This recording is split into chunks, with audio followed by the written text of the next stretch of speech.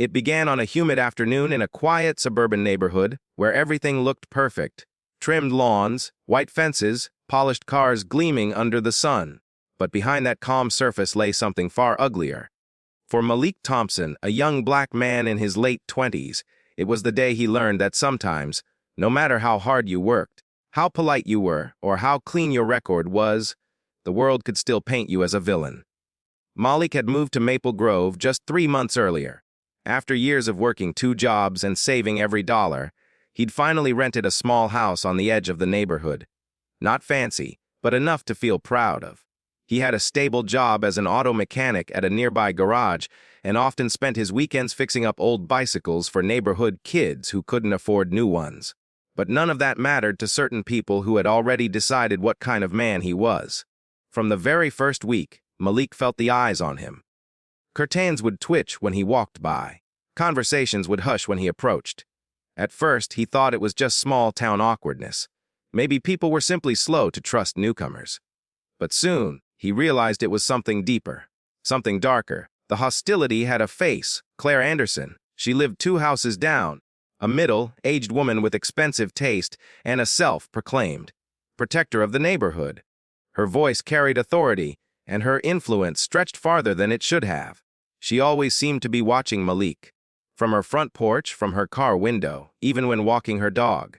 The first incident happened on a rainy evening. Malik was returning home from work, still in his grease-stained uniform, when he noticed flashing lights in front of his house. A police cruiser sat in his driveway, and 2 officers were questioning him before he could even put down his toolbox. A neighbor had called to report a suspicious man trying to break into a house. That neighbor, of course, was Claire. Malik showed his ID, his lease, his keys, everything. The officers left awkwardly, half apologetic, half embarrassed. But Claire didn't stop. Over the next few weeks, she made it her mission to remind everyone that something about him didn't feel right. Packages left on his porch mysteriously disappeared, and when he tried to join the local community group, his application was quietly rejected. No matter what he did, the stain wouldn't wash off. People crossed the street when they saw him walking his dog. Mothers pulled their children closer when he passed by. Even his landlord began hinting that some residents were uncomfortable with his presence. Malik tried to brush it off, to rise above the whispers and glares. He buried himself in work, fixing cars, helping customers, earning the respect of his coworkers.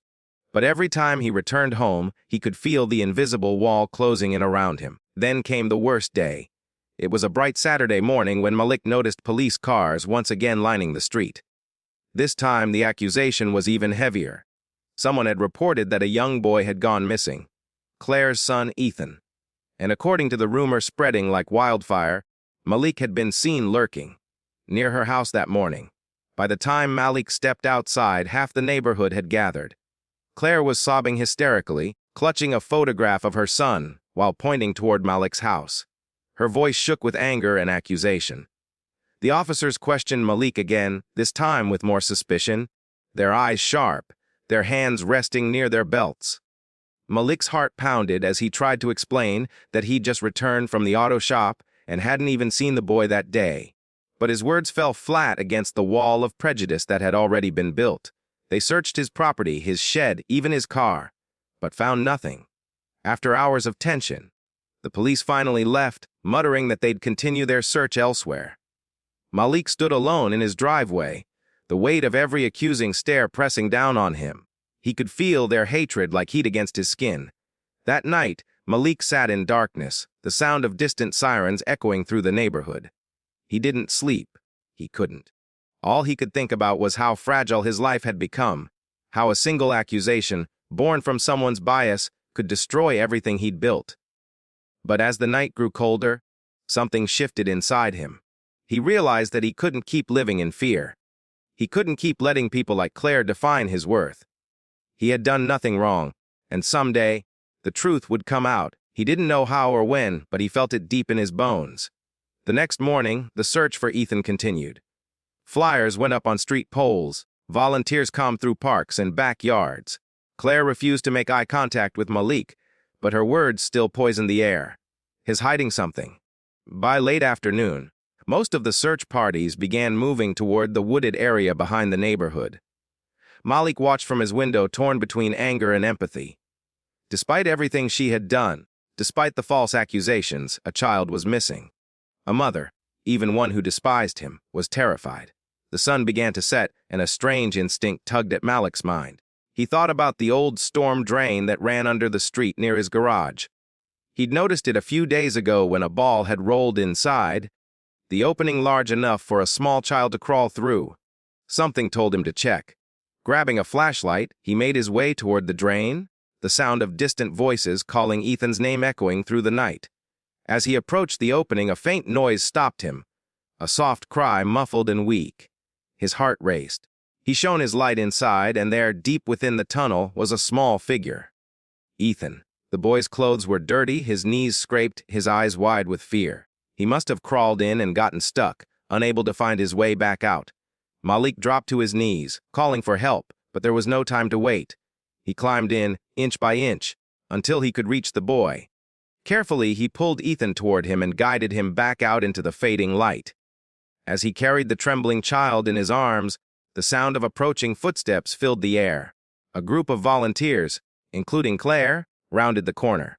When she saw Malik holding her son, her face froze in shock. The neighborhood fell silent. Everyone stared. The man she had called a criminal was standing there, covered in dirt, saving her child's life. And yet, even as she ran toward them, the look in her eyes wasn't gratitude. It was disbelief, a painful mix of shame and confusion. Malik stood still, breathing hard, unsure what to feel: relief, anger, vindication. The world seemed to hold its breath. For the first time, Claire looked at him not as a stranger, not as a threat, but as a man. The sirens wailed closer. Police cars turned the corner. Reporters would arrive soon, but Malik didn't move. He simply handed Ethan over, quietly, with no words. Just a heavy, knowing silence that said everything. The crowd began to murmur. The looks of suspicion that had once pierced him now softened into guilt. But Malik knew this wasn't the end. Because sometimes, even when you prove your innocence, the world isn't ready to accept it. And deep down, he could already feel it, the storm that was about to follow. The story of that night spread quickly. By morning, every corner of Maple Grove knew what Malik had done. The man they'd whispered about, the one they had feared and judged, had been the one to save Claire Anderson's son. News outlets picked up the story, social media posts began circulating, and suddenly the neighborhood's quiet prejudice was exposed in the harsh light of truth. But truth, Malik learned, didn't always bring peace. When he stepped outside the next morning, the air was heavy with a strange tension. Some neighbors smiled awkwardly as he passed, others avoided his eyes altogether. A few even muttered apologies under their breath, quick and nervous, as if saying sorry could erase months of hatred. Malik didn't respond. He wasn't angry, not yet. He was simply tired. He spent that day at the garage fixing cars like any other day. Yet even there, he couldn't escape the weight of what had happened. His coworkers congratulated him, the local paper called for an interview, and the shop owner even suggested putting up a photo of Malik with the headline, "Local Hero Saves Missing Child." But Malik refused. He didn't want to be a story, not like that. He didn't want his worth to be measured by one heroic act.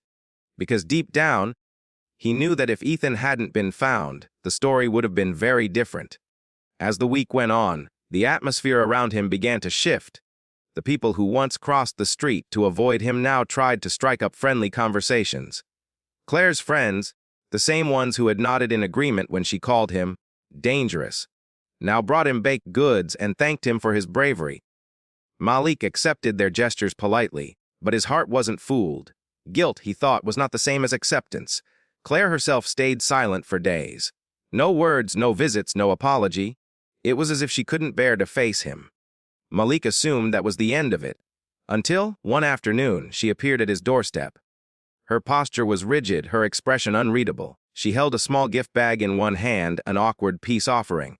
But her eyes told a more complicated story: shame, gratitude, and something else, fear. She thanked him quietly, her voice trembling, saying she didn't know how to repay him. Malik only nodded. He didn't want her thanks. He wanted her understanding. But he knew that wasn't something he could demand.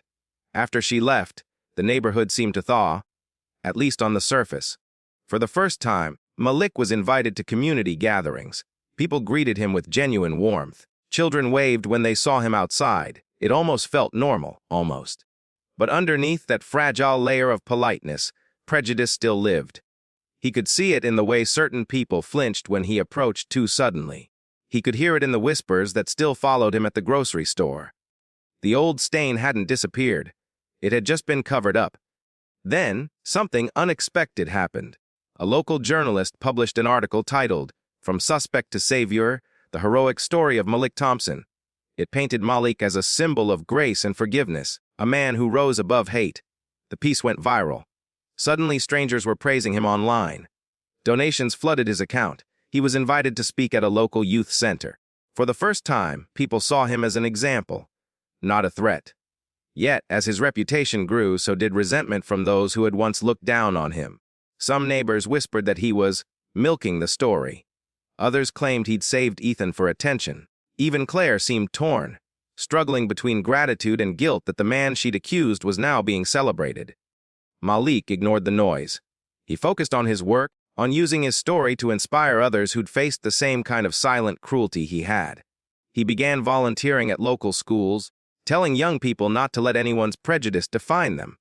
Slowly, his words began to change lives, especially for kids who, like him, had been told they didn't belong. But not everyone wanted to see him succeed. One evening, as Malik locked up the garage, he noticed something off. A broken window, shattered glass across the floor, and hateful graffiti sprayed across the wall as Tioanyo Pella. The sight froze him. It wasn't just vandalism. It was a message. A reminder. Someone still wanted to put him back in the box they'd built for him. He cleaned it up quietly that night, refusing to call the police. He'd learned long ago how quickly victims could be turned into suspects. But the weight of it sat on his chest. Even after everything, after saving a child's life, there were still people who only saw his skin, not his heart. Days later, when Claire found out about the vandalism, she arrived at his garage again, this time with fire in her eyes. She insisted she would find out who did it. But Malik stopped her. He didn't want revenge, he wanted change. Still, something in her shifted that day. For the first time, she truly looked at him, not with fear, but with recognition. She saw what her words and actions had done, and it broke something inside her. Over the next few weeks, Claire began to change. She spoke up in community meetings, defended Malik when others questioned him, even started organizing events about racial awareness. But Malik stayed distant. He had forgiven her, yes, but he hadn't forgotten. Then, one afternoon, something unexpected happened that would bring all of it to a head. A fire broke out in the same wooded area where Ethan had gone missing months earlier. The smoke spread fast, creeping toward the neighborhood. People began evacuating, panic filling the streets. Claire's house sat right at the edge of the flames. Malik saw it first from his driveway. The orange glow, the smoke curling into the sky, the sound of sirens far away. And before he even thought about it, he ran toward it. As he reached the Anderson home, flames had already begun to lick the porch. He shouted for anyone inside, but there was no response. Then he saw her, Claire, trapped upstairs, trying desperately to open a jammed window. Without hesitation, Malik ran inside. The heat was unbearable, the air thick with smoke. He made his way up the stairs, his heart pounding, and pulled her out moments before the structure began to collapse. When they stumbled outside, coughing and covered in soot, the crowd that had gathered fell silent. Once again, Malik had risked his life, this time for the woman who had once called him a criminal. Claire looked at him through tears and ash, and this time, there was no confusion in her eyes, only realization. But what happened next would shock them both, and change everything. Because the cause of the fire wasn't an accident, and someone in that very neighborhood was responsible. For weeks after the accusation, Jamal kept to himself. The whispers hadn't faded. If anything, they had grown sharper. Each glance in his direction carried silent judgment. Each door that shut as he walked by reminded him that to many, he was not a man trying to rebuild his life. He was a threat. But beneath that pain, Jamal refused to crumble. He continued to show up at the youth center, volunteering to mentor kids who reminded him of his younger self. Kids caught between survival and hope. He wanted to prove, even if only to himself, that he was not defined by his past. Meanwhile, Linda's life moved in a different rhythm. On the surface, everything seemed perfect. Her husband's promotion, her son's achievements, her standing in the community. but deep down her guilt lingered. Ever since that day at the store, her accusation against Jamal had made her uneasy. The way he had quietly accepted it without protest haunted her. Still, her pride wouldn't let her admit she might have been wrong. The turning point came on a rainy afternoon. The sky had turned an ominous gray, and the streets of the small town shimmered with puddles. Jamal was returning from his shift at the auto repair shop when he noticed something unusual. A small, overturned car at the edge of the creek that bordered the road. The rain was pouring hard, visibility almost gone. At first, he thought it was abandoned, maybe from earlier in the storm. But then, through the fractured windshield, he saw movement. Panic surged through him as he sprinted toward the wreck. Inside, a young boy was trapped, barely conscious, blood on his forehead, the rising creek water inching closer to his face. Without hesitation, Jamal pulled open the door, cutting his arm on shattered glass in the process. The boy's seatbelt was jammed, and the current was growing stronger. He tried again, this time bracing his full weight against the buckle until it snapped. He lifted the boy out, carrying him to the muddy bank as rain lashed down. Once they were both clear, Jamal checked his pulse and breathing. Faint, but still there. Then he froze. As he brushed the boy's hair away from his face, recognition hit him like a jolt of electricity. The child was Linda's son, Ethan. In that moment, everything blurred together. The pain of humiliation, the judgment, the cruel words that had followed him through town. He could have walked away. No one would have known. But something inside him, something stronger than bitterness, refused to let him. He tore off his jacket and wrapped it around the boy, then carried him up the embankment toward the road. There was no traffic, no help in sight. His phone was soaked, useless. So he began to run, holding the unconscious boy close as rain poured down his back. By the time he reached the main road, flashing lights were cutting through the storm. Someone had called 911.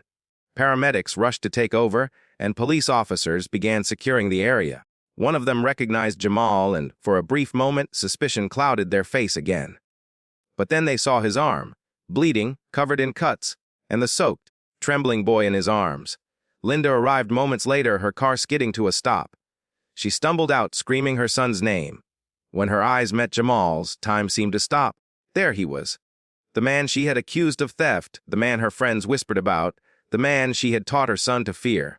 And he was holding her child, alive. Her knees gave out as paramedics placed Ethan on a stretcher.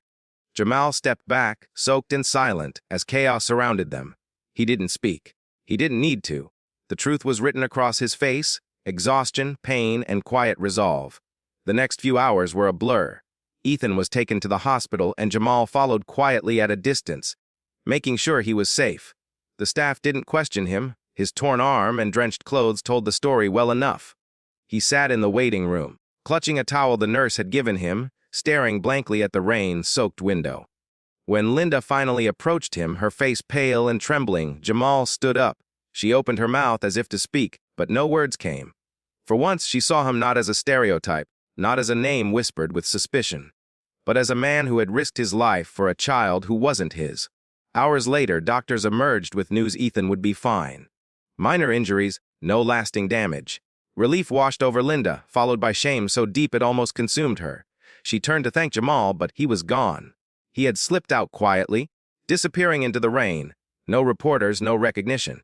Just silence. That night, as Linda sat by her son's bedside, she couldn't shake the image of Jamal's eyes. Calm, steady, filled not with anger but something purer. Compassion. She realized she had spent years teaching her son to fear people who looked like Jamal, while a man like him had just saved her child's life. By morning, the town was buzzing again. Word had spread. Someone had taken a photo of Jamal carrying Ethan through the rain, and it had gone viral. The same people who once crossed the street to avoid him were now calling him a hero. But Jamal wasn't seeking praise. As he sat in his small apartment, staring at his bandaged arm, he wondered how quickly people would forget, how long before they returned to their whispers and judgment.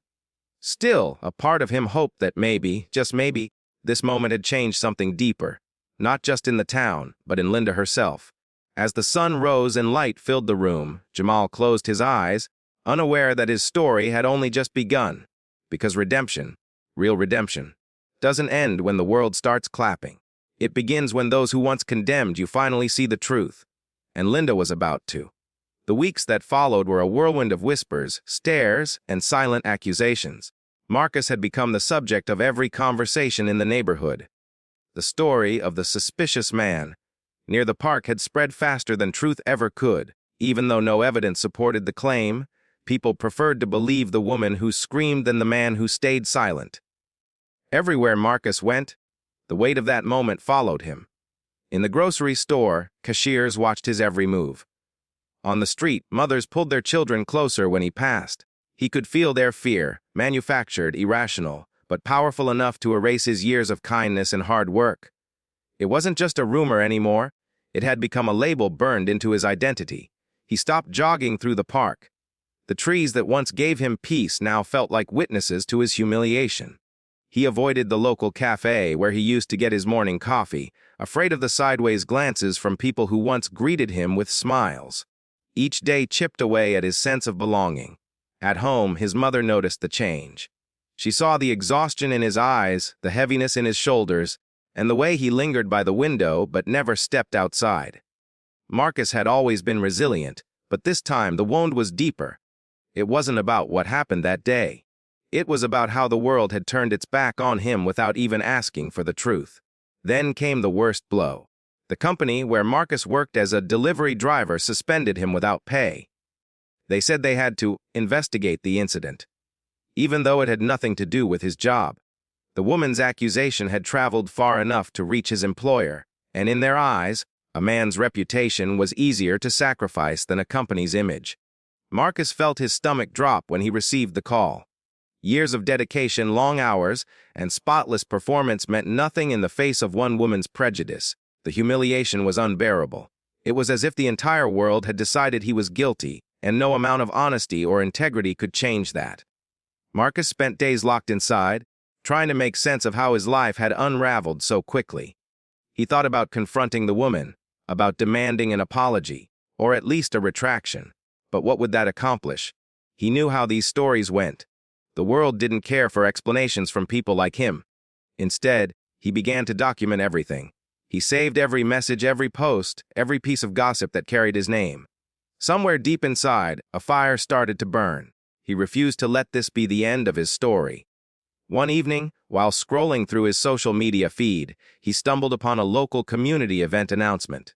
The same park where everything happened was hosting a Neighborhood Unity Day, an event about safety, trust, and inclusion. And at the top of the flyer was a familiar name, the woman who had accused him. Her name was listed as the main organizer. Marcus froze. His pulse quickened. It was as if fate had placed this opportunity in front of him. The irony was almost cruel. The same person who had publicly humiliated him was now the face of an event about community trust. Part of him wanted to ignore it, to move on, to avoid reopening the wound. But another part, stronger and sharper, whispered that maybe this was his chance, not for revenge, but for justice, for truth. He decided to attend, not as a protester, not as an angry victim, but as a witness to his own redemption. He would stand there, among those who judged him, and let the truth speak for itself when the time came. In the days leading up to the event, Marcus began volunteering quietly at a local shelter. It was something he had done before, but now it felt different. The act of helping others reminded him of who he really was. Not the label society had forced on him, but the man he had always been: kind, patient, and full of purpose. On the morning of the event, he dressed carefully, choosing a simple shirt and jeans. He looked at his reflection in the mirror and saw the fatigue, but also strength. The world had tried to break him, but it hadn't succeeded. He was still standing. The park was crowded when he arrived. Families gathered near food stalls, children ran across the grass, and banners promoting unity hung from every corner. It almost felt hypocritical, but Marcus didn't let that bother him. He moved through the crowd quietly, observing. Then he saw her. The woman who had called him a criminal stood near the stage, her smile bright and confident as she greeted attendees. She looked untouchable, surrounded by supporters who praised her for her community work. Marcus felt a wave of conflicting emotions: anger, sadness, disbelief. But mostly he felt calm. He stayed in the background as the speeches began. The woman took the microphone, speaking passionately about trust and understanding among neighbors. The words stung, each one cutting through Marcus like a blade coated in irony. But he didn't move. He waited. Then, out of nowhere, a commotion broke out near the edge of the park. People screamed, rushing toward a small crowd that had formed. Marcus's instincts kicked in. Without hesitation, he ran toward the noise. There, by the edge of the playground, a young boy lay motionless on the ground. Panic spread like wildfire. A few people shouted for help, others stood frozen in shock. Marcus pushed through and dropped to his knees beside the child. The boy wasn't breathing. His lips were turning blue. Marcus immediately began performing CPR. The training he had taken years ago at the community center suddenly became the most important skill he'd ever learned. Every second felt like an eternity, every breath a battle against fear. The woman arrived seconds later, screaming in terror when she saw her son. Her eyes widened when she realized who was trying to save him. Marcus didn't stop. He kept pressing, breathing, praying. The crowd circled around them, their disbelief mixing with horror. The man they had once labeled a criminal was now fighting to save a child's life, her child's life. Moments later, the boy gasped. A small, desperate sound that broke the tension like thunder. He was breathing again. Tears flooded the woman's face as the paramedics arrived and took over. Marcus stood back, shaking, covered in dirt and sweat, watching as the boy was lifted onto a stretcher. Every camera in the crowd was pointed at him. Every person who had once whispered now stood in stunned silence. And as the ambulance drove away, the woman turned toward him, her face pale, her mouth trembling with guilt and disbelief. The world that had condemned Marcus was now watching him with new eyes. And for the first time in months, the truth was finally starting to surface. The evening air was heavy with tension, as if the entire town was holding its breath. For weeks, whispers had spread across the community about Malik's act of heroism. How the same man who had once been called a criminal had risked his life to save Emily's son from drowning. Some believed it. Some didn't. But for the first time, the harsh eyes that had once glared at him were softening, uncertain, and almost curious. Emily, on the other hand, had not spoken publicly. She had stayed silent, hiding behind closed curtains and a guilty heart. Her silence spoke louder than any rumor, and Malik knew it. He didn't expect her to defend him. Not after everything. Still, he couldn't deny the ache inside him whenever he saw her son, little Henry, waving at him from a distance. That small gesture of innocence reminded him that goodness wasn't lost, even in a world poisoned by prejudice. Malik had started working at a local community center since the rescue. He helped fix old basketball courts, repaint walls, and organize after-school programs for kids from both sides of town. Those who looked like him and those who didn't. For the first time in his life, he wasn't just surviving. He was building something. Something good. But peace, as Malik had learned long ago, never lasted long in a place that feared difference. It started one night, a chill in the air, the faint smell of smoke creeping into the breeze. Malik had just locked up the community center when he noticed it. A thick, black cloud rising from the north end of town. Panic surged in his chest. That was the residential area, where Emily lived.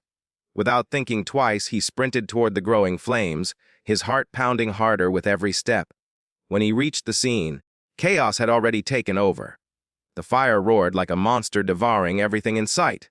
Neighbors screamed, trying to throw buckets of water at the inferno. The air was filled with ash, fear, and confusion. And through the noise, Malik heard a sound that froze his blood. A scream, sharp and terrified, coming from inside the burning house.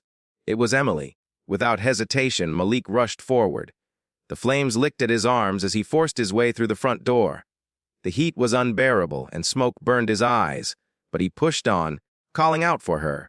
Through the haze, he saw her, trapped beneath a collapsed beam, struggling to free herself. Adrenaline took over. Malik lifted the beam with all his strength, ignoring the pain tearing through his shoulders. He pulled her to her feet and guided her toward the exit. But before they could reach it, another explosion of fire cut off their path. Trapped, Malik knew what he had to do. He wrapped his jacket around Emily's face, shielding her from the smoke, and looked for another way out. Through the window, he saw a faint glimmer of light, a way through the back. He smashed the glass with his arm, ignoring the cuts, and helped Emily climb out first. Then he followed, coughing, trembling, and barely able to stand. Outside, the townspeople watched in stunned silence as Malik carried Emily out of the flames, his skin blistered, his clothes scorched, but his grip unshakable. He set her down gently on the ground as firefighters rushed in to take over. For a long, breathless moment, no one spoke. They simply watched the man they had once condemned stand there, covered in ash, smoke rising behind him, his face lit by the glow of the fire. In that moment, every insult, every assumption, every hateful word they had ever thrown at him seemed to hang in the air like ghosts, dissolving in the flames. As the paramedics tended to Malik's burns, Emily's tear-streaked face turned toward him. Her son Henry clung to her side, sobbing uncontrollably, calling Malik's name again and again. The crowd began to whisper, not with scorn this time, but with disbelief, awe, and guilt. That night changed everything. The fire destroyed much of Emily's home, but it burned away something else too, the town's hatred. In the days that followed, news spread like wildfire. Local papers wrote about Malik, calling him the hero no one believed in. People who had once crossed the street to avoid him now came to his door, offering help, food, and apologies.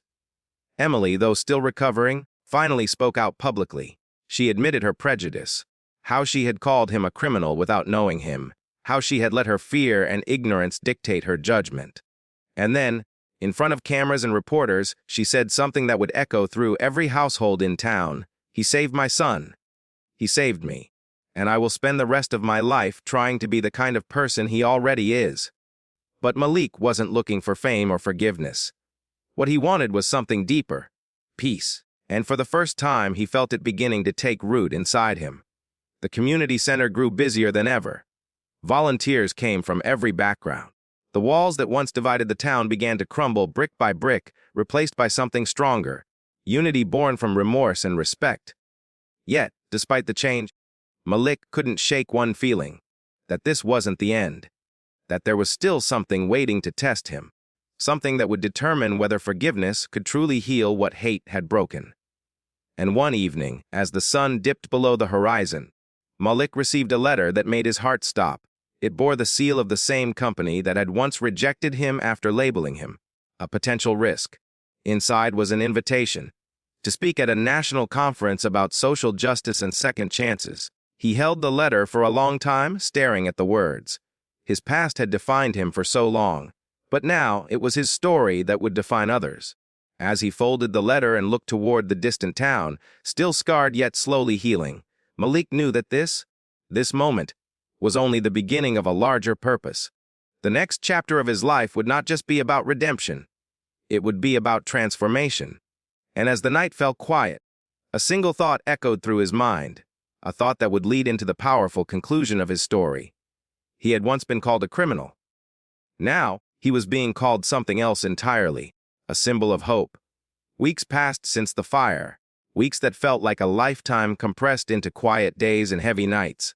The scars on Malik's skin had begun to heal, though the burns still ached when the weather turned cold. But the deeper wounds, the kind no doctor could touch, were the ones healing the slowest. Still, he carried himself with a new sense of calm, the kind that only comes from surviving not just fire, but everything that came before it. The town that had once treated him like an outcast now spoke his name with reverence. People who had avoided eye contact now waved, greeted him, and thanked him for what he had done. Yet, Malik couldn't help but notice that most of these same faces had once looked at him with suspicion. He wondered if their kindness now came from genuine change or from guilt. But one thing was certain. His actions had shattered something much larger than prejudice.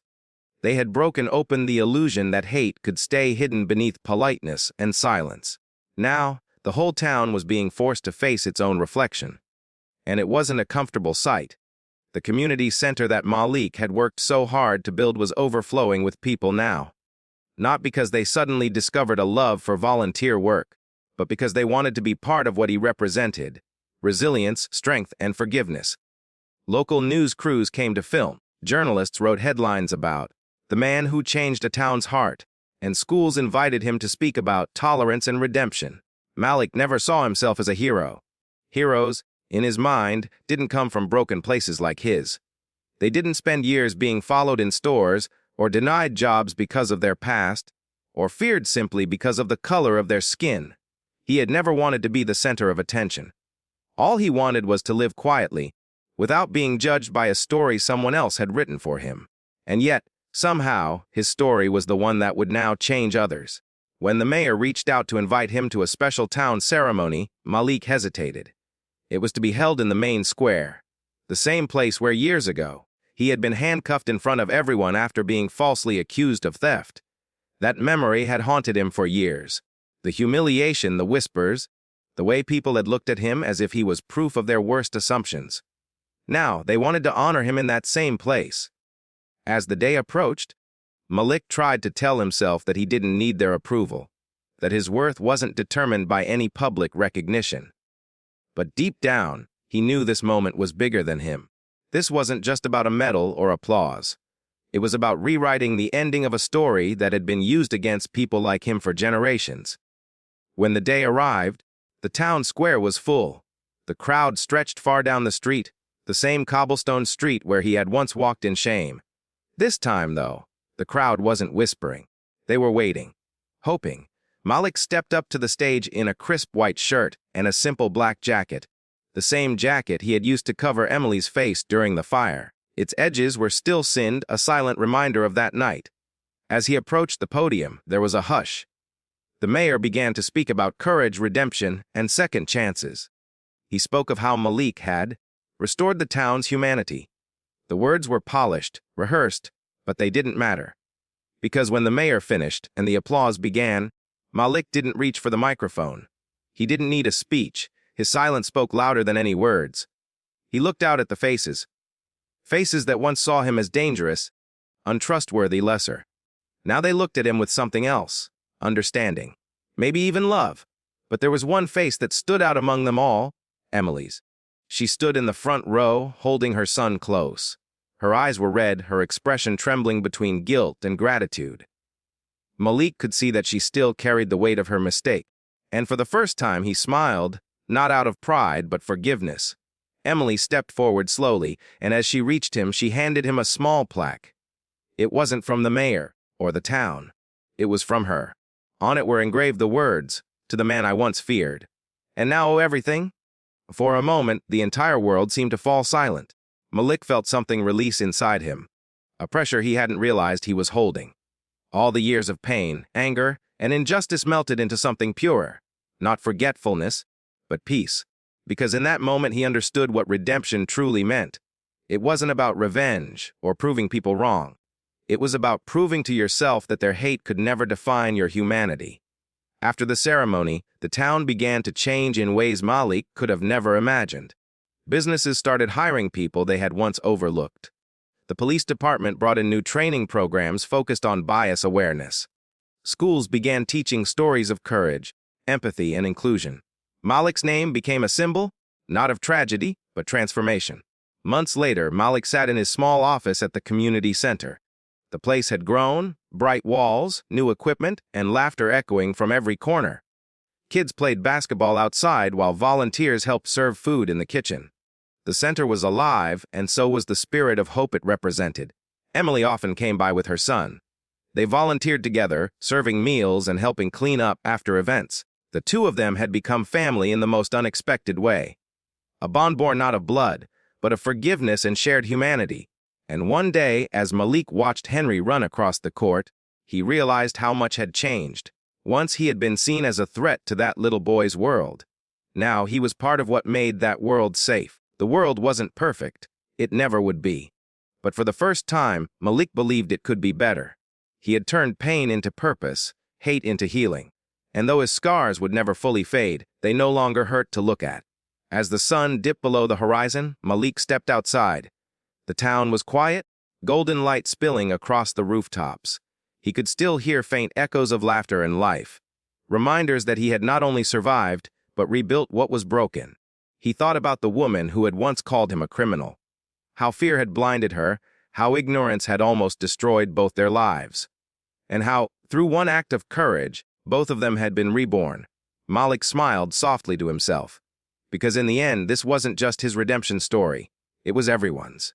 The same town that once condemned him now carried his legacy. The same woman who once feared him now called him a hero. And the same man who was once hated for who he was had taught them all what love truly meant. The end,